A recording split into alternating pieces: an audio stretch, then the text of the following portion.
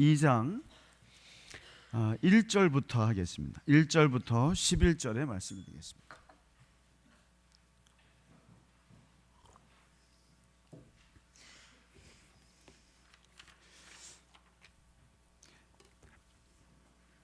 빌립보서 2장 1절로 11절 저와 함께 교독하겠습니다. 그러므로 그리스도 안에 무슨 권면이나 사랑에 무슨 위로나 성령의 무슨 교제나 긍휼이나 자비가 있거든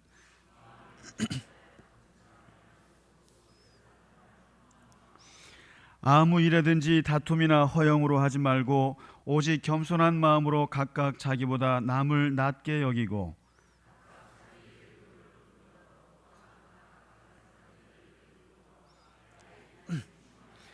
너희 안에 이 마음을 품으라. 곧 그리스도 예수의 마음이니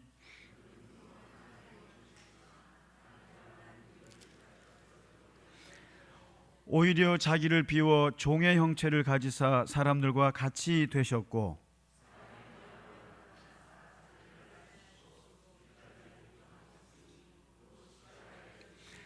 이러므로 하나님이 그를 지극히 높여 모든 이름 위에 뛰어난 이름을 주사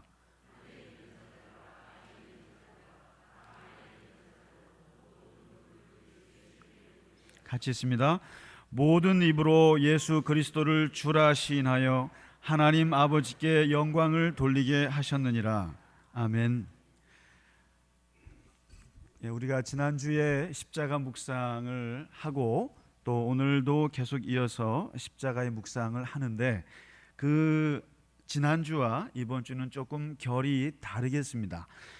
지난주에는 우리가 그리스도께서 십자가에 죽으셨다는 말씀, 그 십자가의 능력, 또 해방케 하심, 화평케 하심, 또 우리에게 구원하심, 이러한 그 주님의 십자가를 얘기했다면 오늘부터는 사실상 기독교 신앙에서 그리스도의 십자가만 얘기하는 건 아닙니다. 꼭 항상 얘기하는 것은 그리스도의 십자가가 이제 나의 십자가가 되는 것으로 넘어옵니다.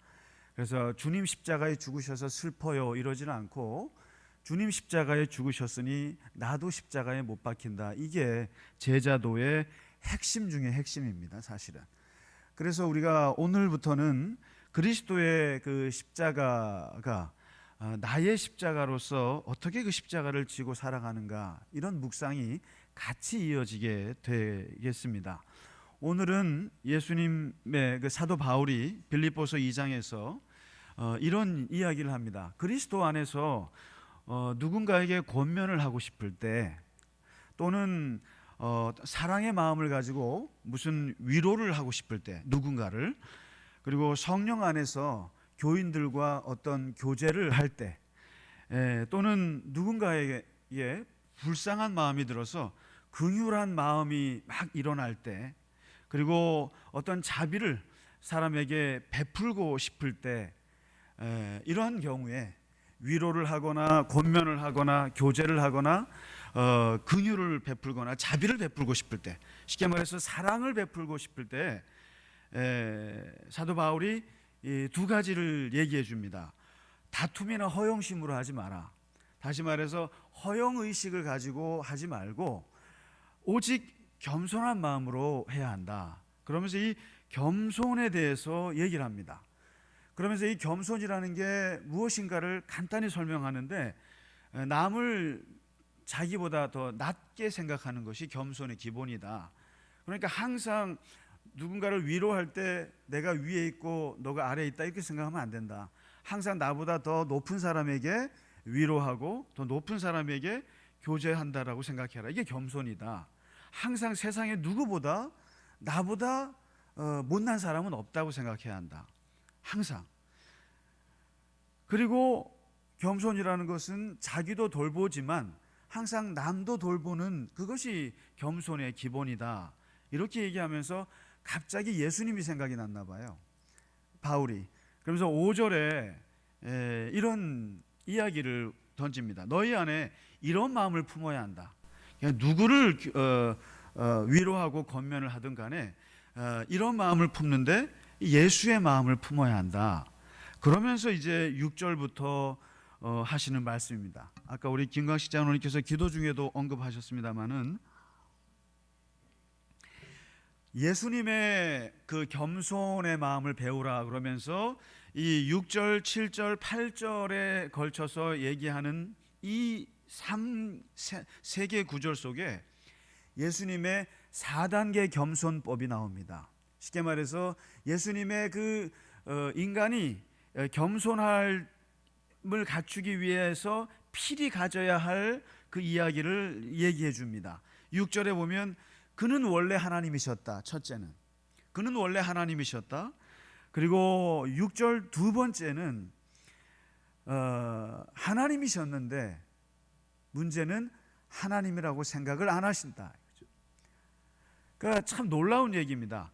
내가 하나님인데, 똑같은 하나님, 삼위일체 하나님, 성부, 성자, 성령 똑같은 위치의 하나님인데 문제는 이 성자 하나님께서 나는 하나님이 아니라고 생각했다는 거죠. 이 생각의 전환을 하셨다는 거죠. 하나님과 똑같은 위치라고 생각을 안 한다는 겁니다. 안 하는 거죠. 그렇게 생각을 안 한다는 겁니다.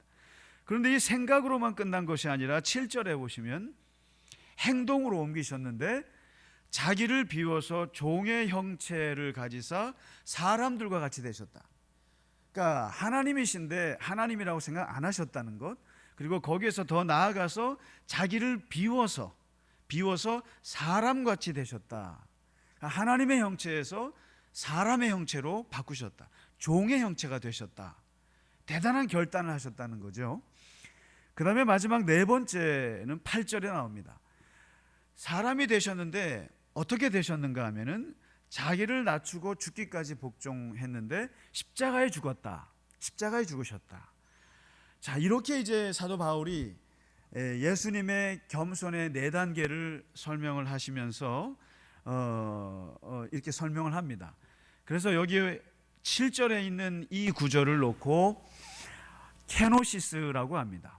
케노시스, 자기를 비워. 바로 이 핵심의 단어가 바로 이 케노시스. 그래서 이것을 케노시스 기독론이라고 합니다. 자기 비움이란 뜻입니다. 이게. 케노시스가. 그리고 소모시킨다 이런 뜻이 여기에 있습니다. 그런데 이 단어가요, 굉장히 그 당시에 파격적인 단어였습니다. 이게. 이 사도 바울이 말하는 예수님의 자기 비움, 우리는 불교만 마치 비움을 얘기하는 것 같잖아요. 그런데 예수님의 십자가를 설명할 때 여기서 유일하게 사도 바울이 내세웠던 말이 케노시스, 자기 비움이라는 단어를 씁니다. 이 자기 비움이라는 것이 그 당시에 얼마나 파격적인 단어였냐면은, 이게 그 당시에는 겸손이라고 하는 말을 안 써요. 이것은 악덕 중에 악덕이 겸손입니다. 그리고 겁쟁이 중에 겁쟁이들이 징징댈 때 쓰는 말이 겸손입니다. 이게. 그리고 사람들이 굉장히 경멸하는 것이 이 겸손이에요. 그러니까 고대 사회에서는 자긍심을 부추기고 사람들에게 어떤 긍지 이런 거를 가르쳤지, 겸손이나 겸양은 힘없고 연약하고 가난하고 못난 사람들의 징징대는 덕이었습니다. 아주 경멸하는 것인데 예수님의 십자가를 오늘 사도 바울이 겸손이라고 표현했습니다. 겸손, 케노시스. 그래서 어거스틴을 회개시켰던 사람이 크리소스톰이라는 사람인데요. 이 크리소스톰이 얼마나 설교를 잘하는지, 이 사람이 황금의 혀라는 별명을 가진 사람. 이 사람이 입만 벌리면 사람들이 다 감동을 받아요. 다 회개합니다. 오죽하면 어거스틴 같이 그 똑똑한 천재가 그 사람 앞에서 회개를 할 정도였으니까 굉장한 사람인데, 이 사람이 그렇게 입만 벌면 말을 잘하던 사람이 빌립보서 2장만 보면 말을 못해요. 오늘 바로 이 읽으신 말씀입니다. 이 예수께서 자기를 비워서 십자가 인간이 되시고 죽기까지 복종했는데 십자가에서 찢어 죽임을 당하셨다. 이 본문을 놓고 크리스토스톰이 뭐라고 했냐면은 도저히 말로 표현할 수 없는 장면이다. 내가 할 말을 잃었다. 이렇게까지 얘기했어요. 그 당시에는 이 겸손이라는 것은 있을 수 없는 것이죠. 세상에는 세 종류의 사람이 있다고 저는 생각합니다.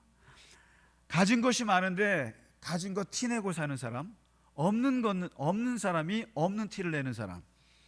다시 말해서 부자가 부자 티를 내는 사람, 가난한 사람이 가난한 티를 내는 사람. 이런 사람들을 보면 그러려니 합니다. 부자가 부자 티를 내면 그러려니 하면서도 밥맛은 없습니다. 뭐 꼴 보긴 싫죠. 그리고 가난한 사람이 가난한 티 내면은 그러려니 합니다. 그럴 수밖에요. 그러면서 한편으로 불쌍하고 한편으로는 또 무시도 합니다. 그런데 두 번째, 세 번째 사람이 독특한 사람들인데, 가진 것도 없는데 부자 티를 내는 사람이 있습니다. 다시 말해서 없는데 있는 척하는 사람이 있습니다. 이런 사람들은 바지가랑이가 찢어집니다. 이 사람. 언젠가는 찢어집니다. 미친 사람입니다. 허영으로 가득한 사람입니다. 없는데 명품백 들고 다니고, 없는데 잘난 척하고 다니고, 없는데 비싼 차 타고 다니고, 없는데 온갖 티를 다 내고 다닙니다. 불행한 사람입니다. 불안한 사람입니다. 삶에 언젠가는 끝이 올 사람입니다. 그런데 세 번째, 이해할 수 없는 사람이 있는데, 가진 것이 많은데 없는 척하며 사는 사람. 너무나 부유한데 가난하게 사는 사람입니다. 너무나 있는 사람인데 없이 사는 사람입니다. 이런 사람도 미친 사람입니다. 그리고 이해하기 어려운 사람입니다. 그런데 사람들에게 감동을 주는 사람입니다. 위대한 사람입니다. 그리고 이런 사람은 자존감이 아주 높은 사람입니다. 용기 있는 사람입니다.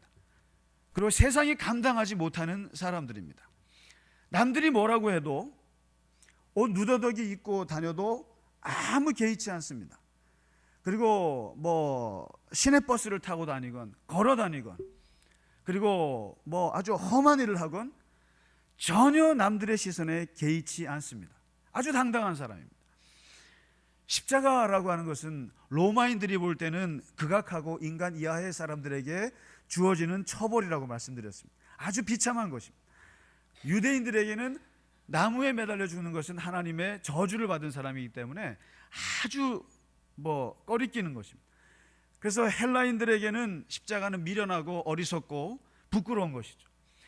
유대인들에게는 거북스럽고 꺼리껴지고 아주 역겨운 것이 십자가인데, 문제는 예수님께서는 이 십자가를 전혀 역겨워하지 않았다는 것, 전혀 부끄러워하지 않고 전혀 개의치 않았고, 그 시대의 사람들의 시선이나, 그리고 어제 종료주일을 맞이했습니다마는 그 세상 사람들이 생각하는 것에 전혀 개의치 않으셨다는 거죠. 왜요? 왜 그 하나님께서, 하나님의 위치에 계신 분이 나는 하나님이라고 생각하지 않고 이 땅에 내려와서 사람들과 같이 됐고, 심지어는 종의 형체를 가져서 십자가에서 죽기까지 복종하셨, 왜 그랬는가? 하나님 의식으로 너무나 충만하기 때문에 그렇습니다. 이게요, 너무나 자신이 있기 때문에 그런 것입니다. 진정한 부요가 무엇인지 알기 때문에 이렇게 할 수가 있는 것입니다. 그래서 이 케노시스라고 하는 거, 자기를 비운다라고 하는 것은 정말로 충만한 자만이 할 수 있는 위대한 결단이에요. 위대한 결단입니다. 그래서 이 예수님을 닮아서 어쩌면 좋아요. 모든 제자들이 똑같았습니다. 그 이후에 성령을 받고 나서 예수님의 제자들이 똑같이 오늘 빌립보서 2장에 있는 이거대로 합니다. 그래서 모든 그리스도인들이 다 자기 비우기 시작하는데, 그리고 교회가 완전히 자기를 비우기 시작하는데, 초대교회에 수도원이 있거든요.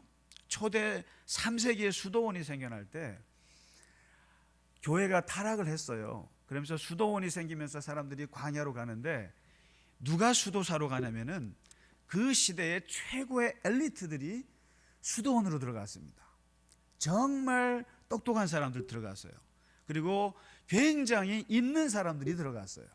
들어갔는데 그 수도원에 들어가서 수도원에서 처음으로 한 게 바로 뭐냐면은 노동이었습니다. 노동이었습니다. 땅 파고 흙 갈구고, 그리고 농사 짓고 설거지하고 이런 것을 하는데, 그 당시에도 이 노동이란 말은 노예들에게만 쓰는 말이었습니다. 노예들만 하는 게 노동이었습니다. 그런데 최고의 그 시대의 지성인들, 최고의 엘리트, 최고의 부자 출신의 사람들이 수도원에 가서 무엇을 했느냐? 노동을 했다라는 것입니다. 노동했다. 이것은 그 시대를 발칵 뒤집어 놨습니다. 저렇게 똑똑하고 잘난 사람들이 가서 노예들이나 하는 노동을 하고 있다는 것에 사람들이 굉장히 충격을 받았습니다.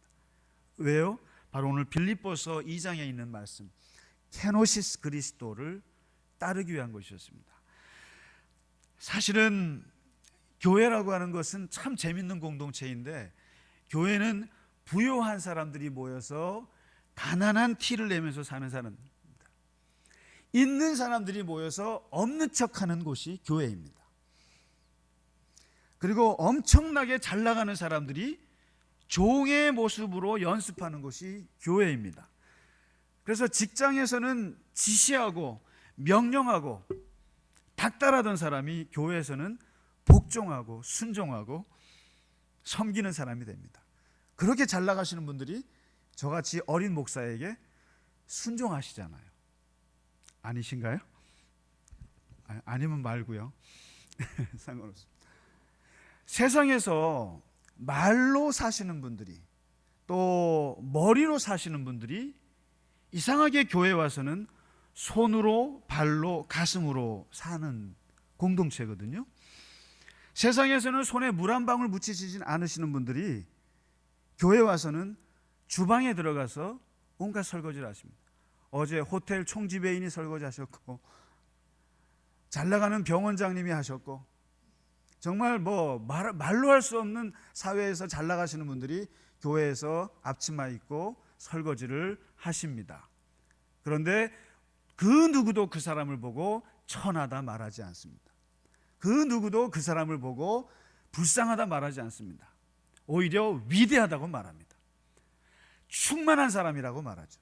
그런 사람들은 정말 자존감이 뛰어난 사람이라고 말합니다. 왜요?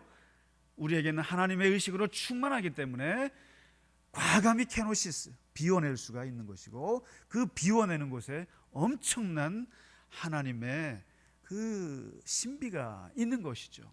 전혀 부끄럽지 않습니다.